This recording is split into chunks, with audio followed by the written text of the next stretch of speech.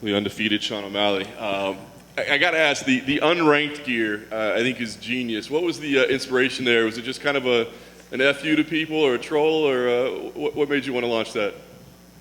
Well, I'm unranked, so it kind of made sense. And the champ, I feel like, you know, if you could only pick one bantamweight fight to watch and we all fought at the same time, I believe most people would choose me. So unranked champ kind of fit the whole merch drop. Nice. You know, your statement about not fighting the higher ranked people until you're paid more, it's honestly very logical. It makes a lot of sense. So I'm curious, like, what's the biggest reaction that you've gotten to that? Is it people that say, hey, that's actually pretty smart, or people say, hey, we hate you, you're supposed to fight the toughest dudes out there? Yeah, I do remember saying that. I feel like that was quite a bit of fights ago that I wanted to make more when I fought. But I've also called out Cody Garbrandt, Pedro Munoz, Dominic Cruz. I've called out the ranked guys. So it's not necessarily I want to get paid more to fight the ranked guys. At this point, it's just like, you know, I've called them out. I haven't got those fights. I don't pick my fights. Clearly, I would if I picked my fights, I would be fighting one of those guys. They offered me Paiva, who was ranked 15. You know, I didn't know that at the time until after I accepted it, and they said, oh, he's ranked, and then a couple days later he wasn't. So I think the idea that I just pick my fights is a little bit. It's not exactly true. They offered me Paiva. I said yes. It's like, does that mean I pick my fights? I don't know. I didn't say, hey, I want to fight Paiva. So the whole I pick my fights and I'm not going to fight someone tough until I get paid is not necessarily true. What do you think about Paiva as a fighter? Obviously, he's not one of the most known guys in the division, but he's certainly proven dangerous. What do you think about him as an opponent? Yeah, he's dangerous. You know, anybody in the UFC is going to be a dangerous opponent. I think Paiva's dangerous. He's very tough. We saw it in the last fight.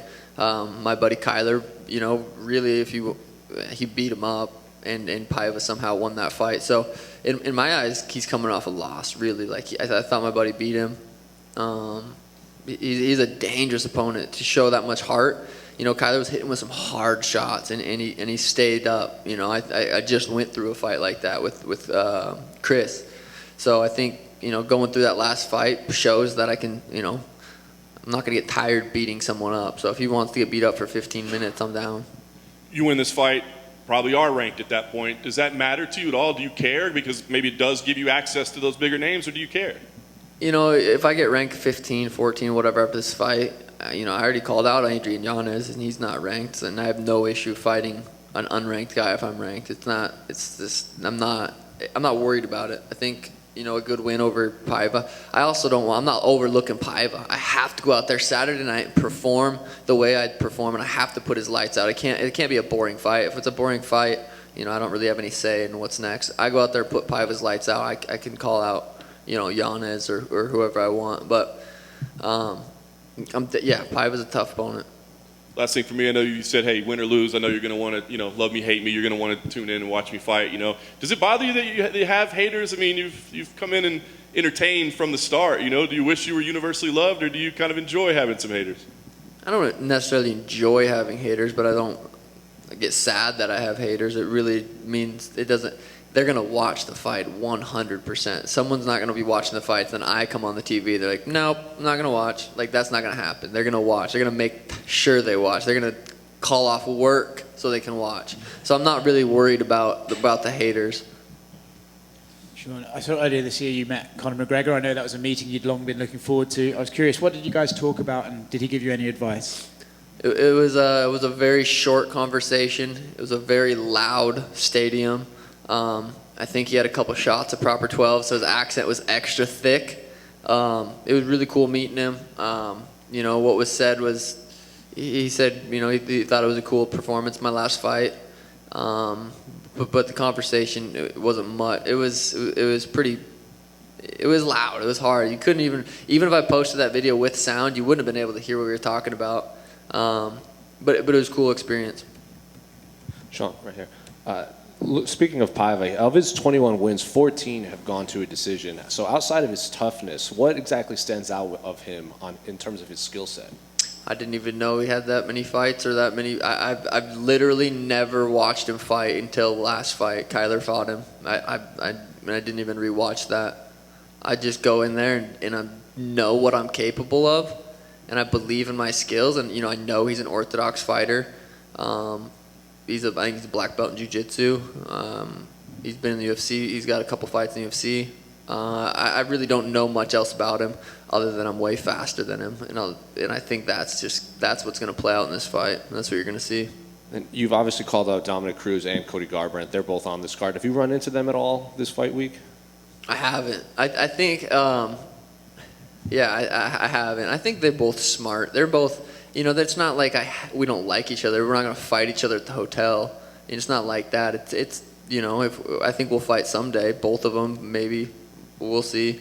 But it'll make for an interesting fight week if we do run into each other. I don't know. It's not like I have ill will against them. They might. I've talked a lot of shit. But Cody went down to 25. It's like at this point, you can't talk shit to someone that goes down a weight because they don't want to fight me. So we spoke to Dominic Cruz earlier today, and he said he truly does not care that you are above him on the card. In fact, he gets paid the same, and he gets an earlier night. And if he did care, that would be just ego. So in your mind, does it matter where you fight on this card? Does it matter that you're above Dominic Cruz on this card? For my ego, it's fun. It's funny. It's hilarious. He's a former world champion. He's not even on the main card. So of course he's gonna say it doesn't bother him. What, is he gonna come up here and cry about it? And then he looks like a baby. But to be honest, I wouldn't really care if I was on the prelims either. Fighting earlier sounds good to me. I don't get paid anymore. I'm not trying to sell this fight. I don't get pay-per-view points. It is cool opening up such a massive card. Opening up a card at 7 p.m. Like, I know what time I'm fighting. That is nice, and I think that's, if anything, that's probably the biggest thing is knowing what time I'm going to fight. So, I do believe him a little bit when he says it doesn't bother him, but come on. It's got to bother him a little bit. Him and Pedro are both ranked in top 10. They're on they're not even the main event of the prelims. Like, it's got to sting a little bit. Sean, in the middle right here. In the middle, Sean. Unranked champ, but also the sleep champ, right? So what mattress are you rocking with, man? You got one of those memory foams, or what are we doing? I just got a little, I don't even know if I should say it. No one's paying me to I got a good little mattress. I've talked to some mattress people, and they're like, I don't know. So we'll skip out on what mattress, but I'm sleeping good. Fair enough, man. Just as for the bantamweight division, obviously phenomenal right now, arguably the best in the world. Do you feel like the depth of the division maybe will make it harder for you to climb up the ladder, or do you think personality and performance will kind of triumph just how many bodies are in the division right now? Yeah, I also agree the bantamweight division is probably the number one in the UFC right now, which is really cool to say and really cool to be a part of. The top 15 is pretty crazy. The top 10. I think, just go out there and keep doing what I do and putting on performances, and I'll get to that belt. And we mentioned Cody earlier. Just curious, what your thoughts are on his fight, how he'll do dropping down, since you guys have gone back and forth a little bit. Yeah, I still think that's a possibility to fight at 35. He's obviously capable of performing at 35. He beat, dominant. He's beat a lot of guys. We'll see. If he goes out there and performs really well at 125, I don't really see that fight happening. Maybe it does. Maybe it's a mega fight and it happens. But he goes out there and loses. It's like, who knows? I don't know. Where that fight might happen someday. Might not. We'll see. I think him moving down to 25 could be good for him. I think he's not a big 35er. I think he's probably walking around at 135 right like today. He's probably on weight for bantamweight right now. So I think 25 might be a good home for him, and I honestly wish him, I think he's going to do good. Best of luck, Sean. Thank you. John, I believe it's been nearly 4 years since you made the UFC debut on the tough finale. Would you say the career's gone to plan for you, how you map things out, or if you wanted things to be different, would you? I haven't lost yet. I think things are going good, man. I can't complain. I'm excited where I'm at in the UFC right now. I'm 27 years old. I got a lot more fights, and I'm in a good position. I mean, name another millionaire that's outside the top 15. I don't think you can.